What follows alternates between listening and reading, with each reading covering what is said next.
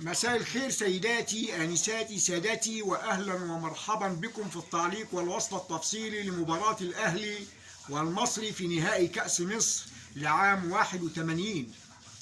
بيمثل الأهلي النهاردة ثابت البطل لحراسة المرمى، والأربع باكات من اليمين للشمال علاء عبد الصادق وربيع ياسين وحمادة صدقي ومحمود صالح. نص ملعب الأهلي النهارده من 3 ميهوب ومجدي عبد الغني ومحمد عامر.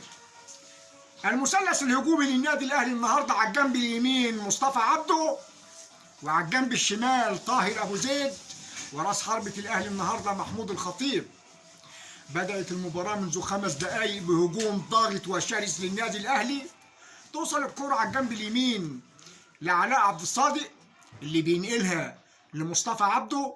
مصطفى عبده بيجري ناحية اليمين وبيرفع الكرة، بيطلع عادل عبد المنعم ويمسك الكرة اللي شاط بإيده ورجله. توصل الكرة عند جمال جودة. جمال جودة بيلعبها لإينو، وإينو اللي بيرزكري اللي بيشوف الجول شوطة جامدة، بتطلع الكرة فوق الخشبة.